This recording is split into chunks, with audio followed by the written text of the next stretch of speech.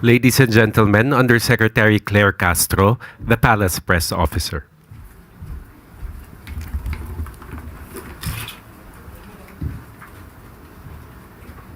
Magandang umaga, Malacanang Press Corps. Welcome sa ating press briefing ngayong araw. Simulan natin sa good news na hatid ng administrasyon ni Pangulong Ferdinand R. Marcos Jr. sa bagong Pilipinas. Masigabo ang pagtanggap at puspusan ang papasalamat ng ating mga kababayan na nakikinabang ngayon sa 20 pisong kada kilong bigas na nabibili sa mga kadiwa stores ng ating Pangulo.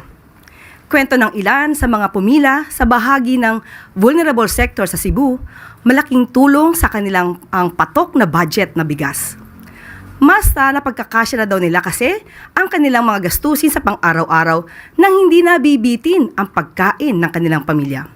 Nasa 10 hanggang 20 pesos kasi ang natitipid nila ngayon sa bigas, na pwede nang gamitin sa ibang pangangailangan tulad ng gamot. Samantala, excited naman ang mga kababayan natin sa iba't ibang lugar na mabili ang mga mas murang bigas na handog ni Pangulong Marcos Jr. Panoorin po natin ito.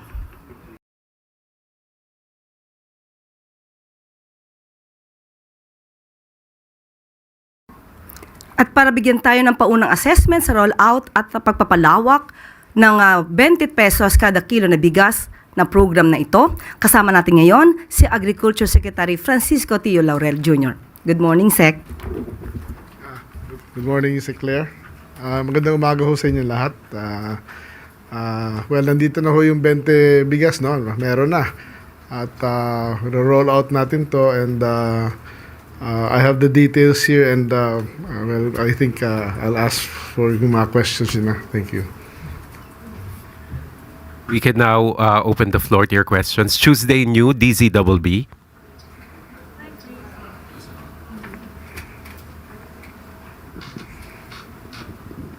Good morning, Secretary. So far, sir, mga gaano na karami po yung na-dispose natin na tig 20 pesos na bigas?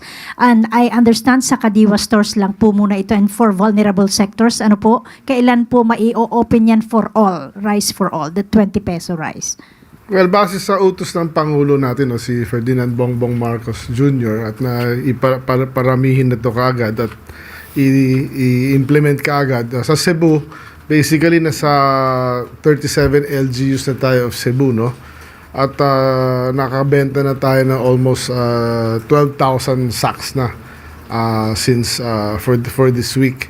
Sa mga Kadiwa stores natin na 34 Kadiwa stores, medyo konti pa lang dahil we started with a few nung Lunes, tapos nung Wednesday, ngayon nasa 34 na tayo, pero well, kita naman natin na medyo natutuwa ang mga tao at tuloy-tuloy naman. Ang problema namin na ina-address ngayon yung haba ng pila, no?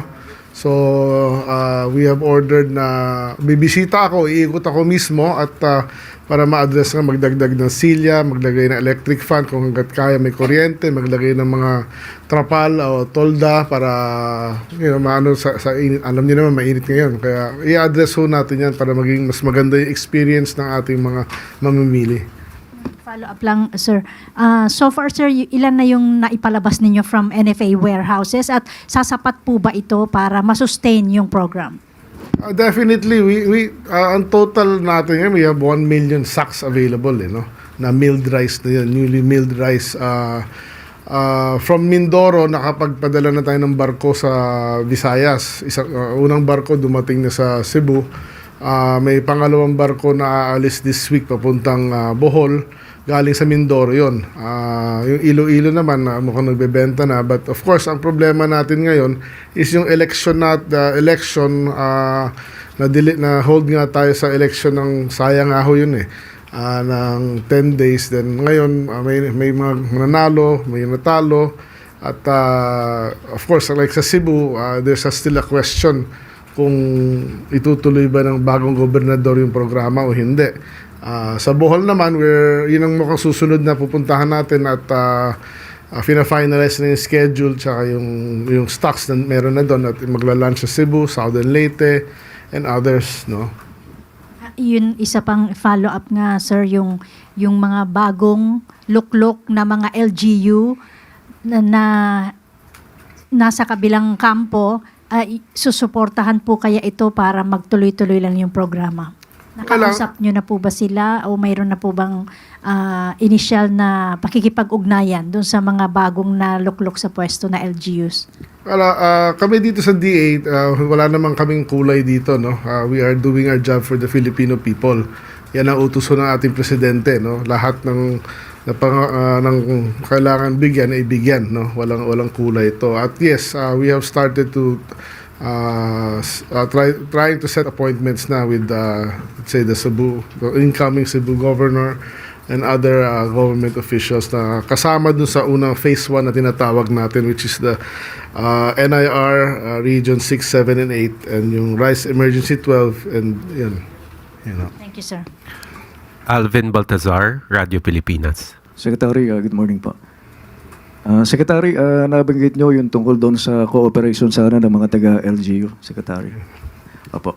Bago ba yung election, ilang LGUs po ba yung nagbigay na ng kanilang cooperation para dito sa pagdidistribute ng burang bigas? Well, nung meeting namin dun sa Cebu with the governors of Visayas, almost all have committed naman. But then there are steps, katulad na may MOA na kailangan pirmahan, then ayun ngayon ang nandun tayo may mga pumirma na pero meron pang mga hindi nakapirma pending yung siyempre naging busy na lahat ng eleksyon pero ngayon tuloy-tuloy na lahat at we're setting up meetings and signing and scheduling the launches na. Oo. Kanina, Secretary, nabanggit nyo rin yung tungkol doon sa pila. Yung sa pila. Mukhang may problema tayo doon sa pila.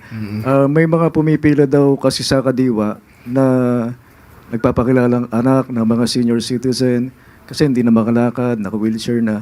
So, pwede raw ba yung ganong klase ng sistema on their behalf? Well, sa ngayon, pinapayagan namin yun dahil nga it might be true na ganun nga sitwasyon, but of course we are listing down yung mga ganun nagkiklaim and we will be counter-checking siguro sa kanilang tahanan at bisitahin sila para makita lang talaga. But of course, as of the moment, we cannot question and we really need to dispose and move out our stocks, magandang quality na bigas para tuloy-tuloy ho na at least makinabang. Anyway, makikinabang din naman yung iba. Secretary, ihabol ko lang ito. As of now ba, meron tayo nakukuha ang mga reklamo doon sa mga posibleng pananamantala ng mga traders doon sa mga magsasaka? Particularly yung mga nangbabarat sa mga local farmers natin. Well, meron na kami listahan of areas na identified na talagang mababa ang bili masyado ng traders sa mga farmers. We have 32 locations na sa Luzon na nakikita at iniimbestigahan na ng opisina ng DA ang kung sino yung mga traders na bumili na yon. Because we have to identify them and basically may investigation na nangyayari ngayon. Meron na rin kaming plano para sa next harvest season ay yung sa mga lugar na yon na medyo nabilhan ng 13 pesos, 14 pesos, 15 pesos ay kami na pupunta ron sa next harvest season. Nakahanda kami bumili at meron na kaming marketing or purchasing procurement group na mobile na tatakbo sa mga may balitang area na mababa ang presyo ng palay. Secretary, isa na lang talaga. Doon sa ginagawa niyong investigation, mayroon bang posibleng kasong maisampa doon sa mga nanggugulang sa mga local farmers natin? At anong kaso? Well, technically, wala as of the moment. Pero siyempre, naghahanap kami ng paraan na legally baka maglabas kami ng policy in the future. Parang pinag-aaralan pa ho ito, But the idea that is set a floor price. Sa ibang bansa, meron mga ganung patakaran, like in India and other countries. So we are studying the best practices sa iba't ibang bansa so that we can hopefully but of course itong mga ganito we were checking pa kung kailangan ba ito batas o pwedeng department administrative order lang. Salamat po, sir. Clay Pardilla, People's Television. Good morning, Sec. Sec, you've mentioned about the phases. When are we planning to expand the distribution of NFA rice or bigas, Bente Bigas to Mindanao? Okay. Well, yung phase 1 natin is ngayon na, no? With Negros Island region, sinama region 6, 7, and 8. Just to add, and more details on that, sorry, may kodigo ko dito para I don't miss. No, dahil maraming, sa region 1, first phase, ulitin ko lang, Negros Oriental, Samar, Eastern Samar, Negros Occidental, Northern Samar, Leyte, Bohol, Antique, Cebu, Iloilo, Capiz, Biliran, Southern Leyte, Guimaras, Siquijor, Aklan. Sinama din namin ng Mindoro kasi may clamor from Mindoro na galing sa amin yung bigas. Bakit wala kami? So, sinama na namin sa first phase yan, and we are contacting yung mga governors dyan, no? Oriental and Occidental. Phase 2, ang target namin will be by July. And as mentioned before, ang rating namin is based on poverty incidence, so number 1 sa phase 2 natin in July will be Zamboanga del Norte, which has a 37.7% of poverty incidence. Yan ang isa pinamataas. Pangalawa, Basilan, Cotabato City, Tawi-Tawi, Maguindanao del Sur, Maguindanao, Davao Oriental, Sorsogon, Maguindanao del Norte. Yan ho ang phase 2. Ang phase 3 naman, September. No? The list is Sultan Kudarat, Lanao del Norte, Catanduanes, Agusan del Sur, Sarangani, at Dinagat Island. So yan ho yung tatlong phases natin na i-implement natin for yung tinatawag na shared subsidy, no? Shared subsidy. Sa Kadiwa naman, siguro nabanggit na rin nung the other day ng press namin na sa ngayon 34 ang Kadiwa outlets, no, na meron for the vulnerable sector. By next month, it will be 55.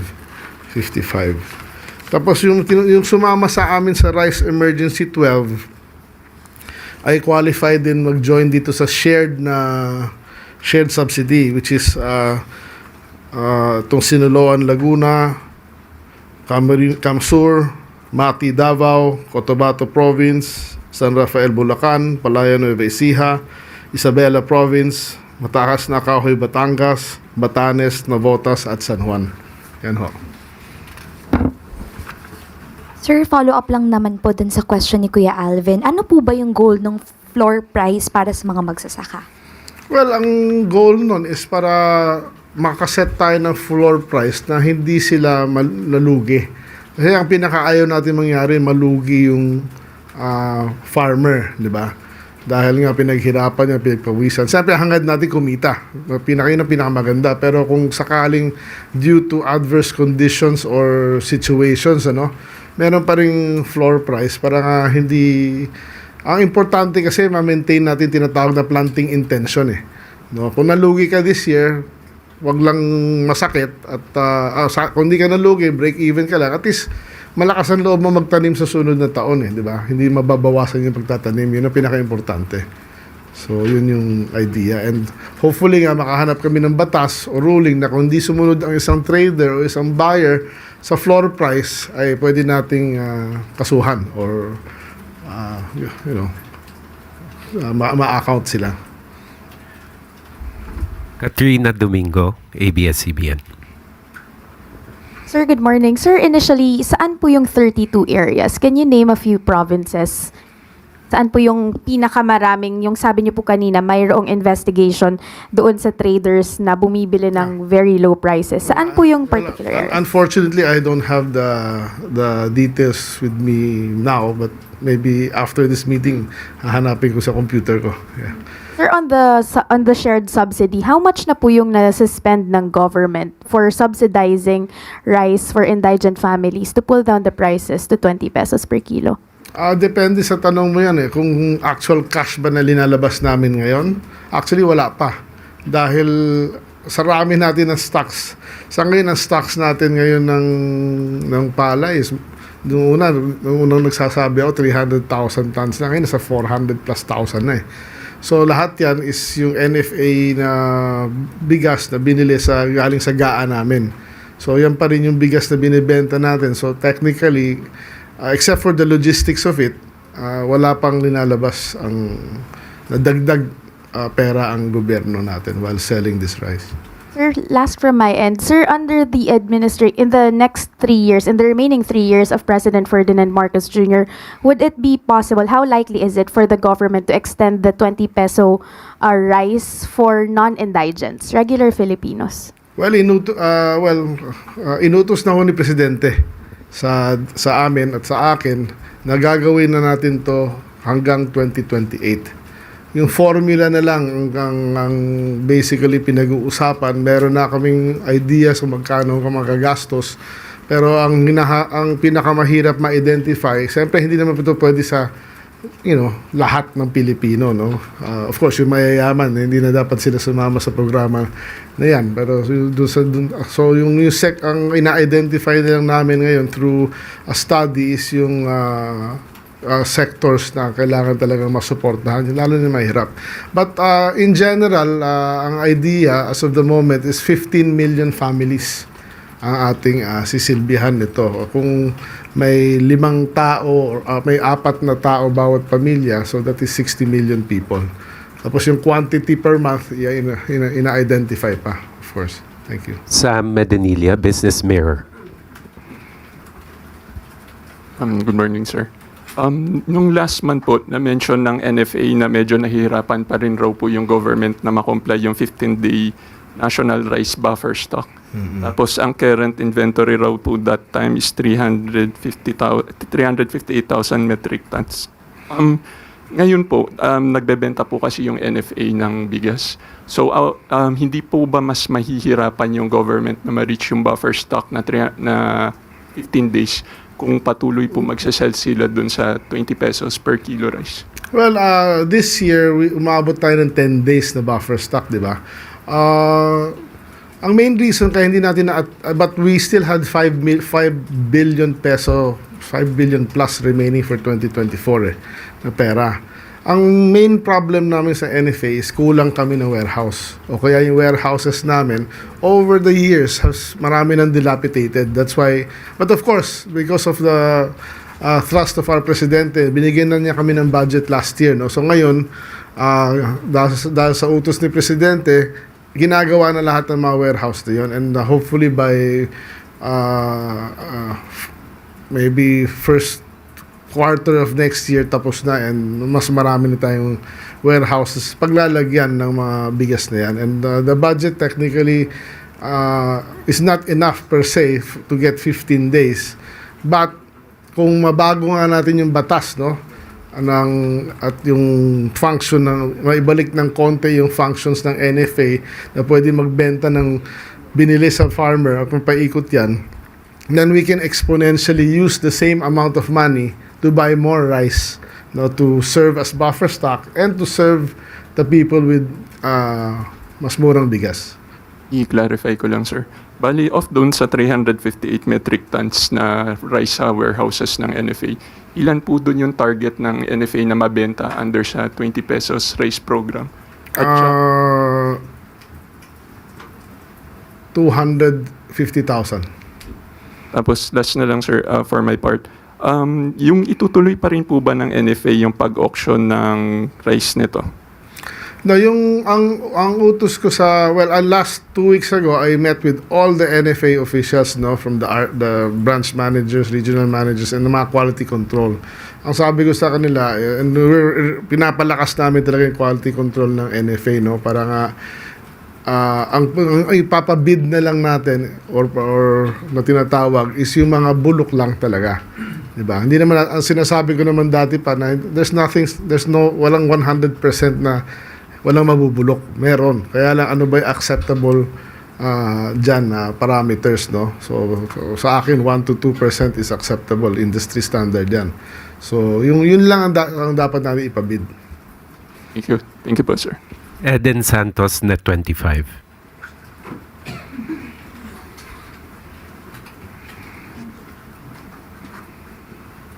Secretary, good morning po. Clarification lang po. So, sa mga regions po na binabanggit ninyo, shared subsidy, ito po yung maghahati ang government at yung LGU sa 30 National and pesos. LGU, yes. Opo, para doon sa 33 pesos kasi no, kaya naging 20.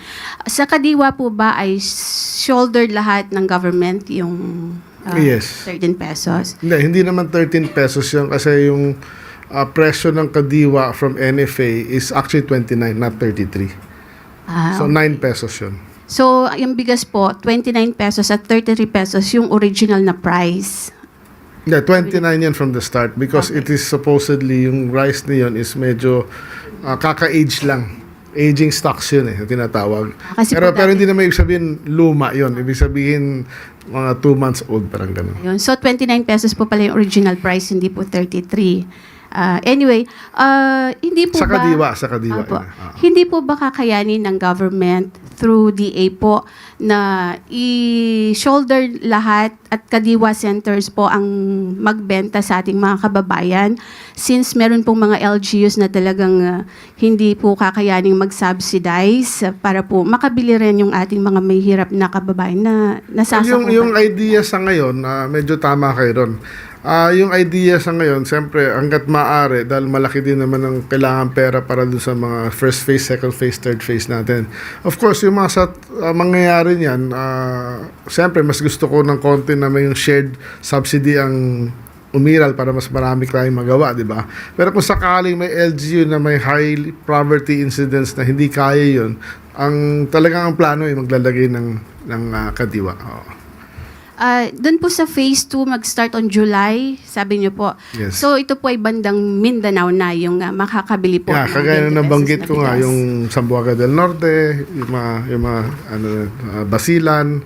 Puro, actually, karos lahat Mindanao.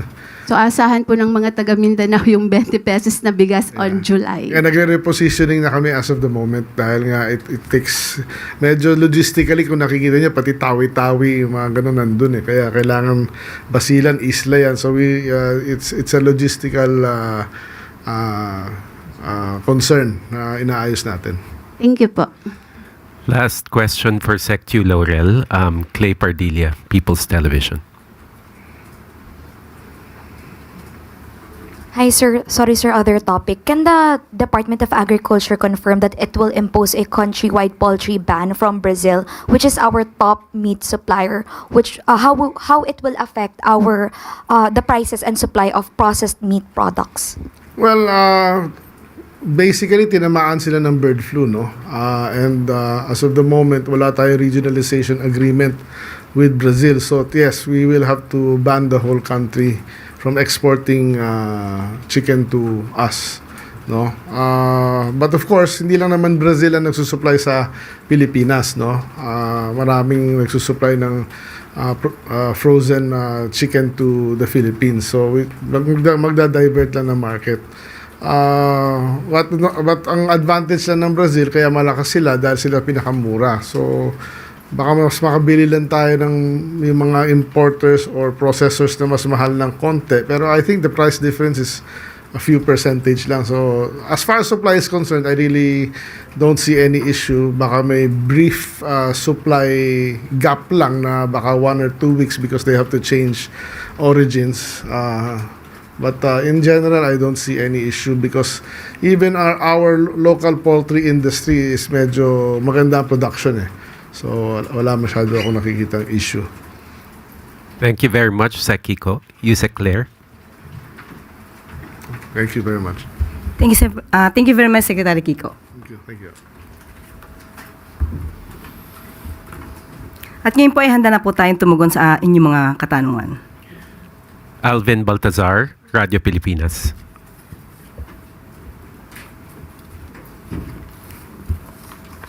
Yusek, good morning po. Yusek, if I'm not mistaken, matatapos na yung extension ni General Marbil sa June 4 kasi tapos na yung election. And meron ng mga pangalang lumulutang gaya ni General Melencio Nartaes being the number 2 man of the Nartades being the number 2 man and sinasabing close din kay Senadora Amy Marcos. And another name na lumulutang si General Torre, who led sensitive operations like the arrest of Pastor Apollo Kibeloy and former President Rodrigo Duterte. Meron na po bang take dito si Pangulong Marcos? At may nabanggit po ba si Pangulong Marcos kung ano yung possible criteria na mapipili niya as the next chief PNP? Ang mga nabanggit niyo pong pangalan ay pulos po lahat yan ay may integridad at magagaling. Sa ngayon po ay wala pa pong pinapaabot sa atin. Hintayin na lang po natin ang announcement ng Pangulo patungkol dyan. When do you expect yung announcement, Yusek? Kapag may nakarating na po agad sa akin, sa inyo ko po agad ibibigay ang impormasyon. Thank you very much. Eden Santos, Net 25. Yusek, good morning po. Meron po bang reaction from Malacanang dun sa naging statement po ni Allianza Campaign Manager Toby Chanco na isinisisi po niya doon sa impeachment na isinulong against BP Sara yung pagkatalo po ng ibang kandidato po ng Allianza? Wala pa po napaparating sa atin ang anumang reaksyon ng Pangulo patungkol dyan, kung yan man po ay totoo. Ang tangi lamang pong naibigay sa atin na impormasyon ay dapat pong iwanan na kung ano man yung mga naging issue nung panahon ng pangangampanya at magpatuloy na lamang po ang bawat isa ng kanilang trabaho para po naman ito ay sa taong bayan. Quick follow-up lang po. Hindi po ba kakausapin ng Pangulo si Kong Toby para po sabi niyo nga iwanan na dahil tapos na yung panahon ng kampanya, may mga nanalo na po? Wala pong napaparating sa atin ganyan sa ngayon. Maricel Halili, News 5. Good morning, Yusek. Yusek, may we have your reaction lang dun sa naging statement ni Vice President Sara Duterte that she wants the impeachment trial to pursue because she wants to see bloodbath. Your comment on that? Medyo may pagkabayolente ang tugon ng ating Vice Presidente pero we hope that it is just a figure of speech and it should not be taken literally. Kung yan naman po ang nais niya at talaga naman po magkakaroon ng balitaktakan kapag ka nagkaroon ng trial, hayaan na lang natin po itong gumulong. Sa point of view po ng Palace, whose blood should be spilled? Hindi po makikialam ang Pangulo patungkol sa ganyang issue. Okay, but do you agree with the statement of former Senator De Lima that this is a toxic rhetoric remarks coming from the Vice President? Hindi rin po tayo magbibigay ng anumang opinion patungkol po dyan. Salamat, Yusek. Clay Pardilla, People's Television. Good morning, Yusek. Yusek, the government has approved 16,000 positions for the coming school year, an increase from 10,000 teaching positions created annually under VP Duterte. Ano po yung nagtulak sa government to increase po ng 16,000 position? How will it impact the class sizes, improve the quality of education, and yung workload po ng mga teachers? Thank you po. Unang-una po, it is the directive of our President, Ferdinand Marcos Jr. to strengthen education system. And also this will add teaching workforces in the schools. We can still remember how the President immediately reacted to the suggestion of Secretary Sani Angara with regard to the needs of building of Child Development Center. The President immediately asked that the funds be released for that purpose. So with this, ang gusto po talaga ng Pangulo ay mabawasan ang kakulangan ng mga guro sa bawat eskwela. Ito lamang po ay unang parte, 16,000 teaching positions ay unang parte lamang po dahil ang target po ay 20,000 teaching positions po.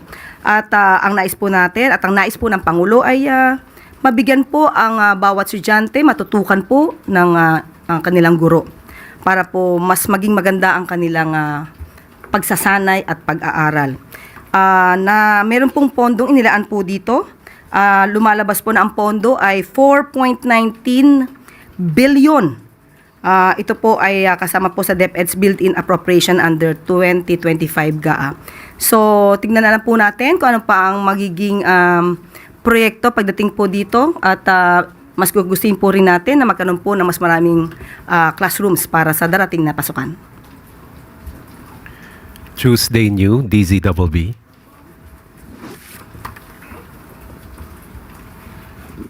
Good morning, ma'am. May utos po ba si Presidente kung meron man kaugnay nung problema po ngayon sa Visayas about the condition of the San Juanico Bridge? Kasi po medyo apektado na po yung mga residente, mga negosyante, at saka yung local economy doon.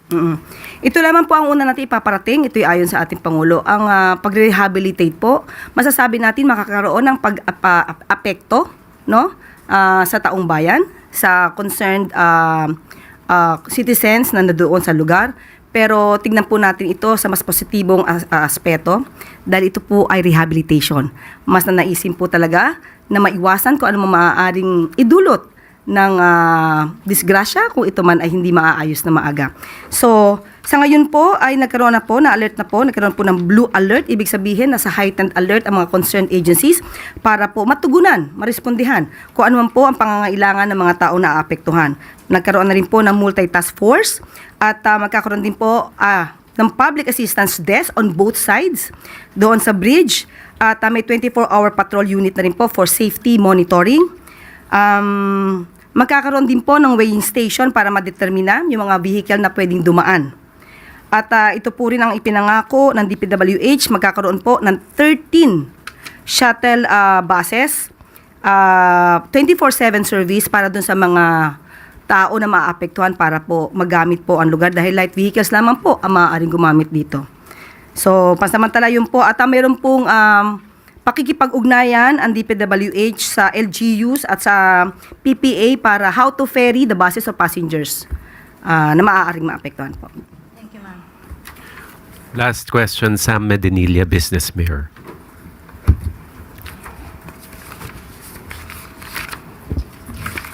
Good afternoon, good morning, ma'am. Magfa-follow up lang kami, ma'am, regarding po dun sa investigation ng Office of the President sa OWA, controversial 1.4 billion land acquisition deal ng OWA. Aside from former administrator Arnel Ignacio, may iba pa po bang other OWA officials na na-sanction or natanggal sa position dahil po dun sa nasabing transaction? Sa ngayon po ay under investigation pa po ang lahat at kung meron pa pong iba mga opisyal na involved dito, magkakaroon po ng aksyon. Kung sila may tatanggalin, sususpindihin at maagarang investigasyon po ang kinakailangan dito. Tapos, na-determine na po ba ng Office of the President if yung fund na nagamit for that controversial transaction is nanggaling po dun sa OWA fund, OWA GAA fund, or dun sa OWA Trust Fund? Sa initial na investigasyon, hindi po affected ang OWA Trust Fund, pero iniimbestigahan pa rin po kung may nagamit. Pero initial po na investigasyon, wala daw po. As of this moment. Thank you, ma'am. Okay. Thank you very much, Yusek Claire. At bago po tayo magtapos, isa pang good news para naman sa mga nagsilbi sa midterm elections nung nakaraang linggo. Alinsunod sa direktiba ni Pangulong Ferdinand R. Marcos Jr., dinagdagan pa ng Department of Budget and Management ng 1,000 piso ang election honorarium ng mga guro at poll workers. Bukod pa ito sa nauna ng 2,000 pisong across the board na dagdag allowance na inanunsyo ng DBM.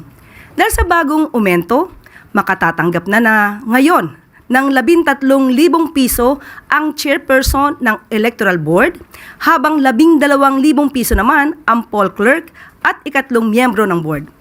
Hindi po matatawaran ang serbisyo ng higit 750,000 poll workers na inabot na ng madaling araw sa mga presinto o hindi na natulog, matiyak lang na mabilang ng tama at maprotektahan ang ating mga boto. Saludo po kami sa inyong dedikasyon. Panoorin po natin ito.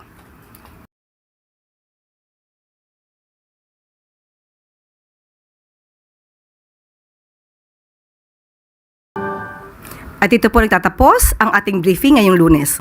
Maraming salamat Malacanang Press Corps. Magandang tanghali para sa bagong Pilipinas.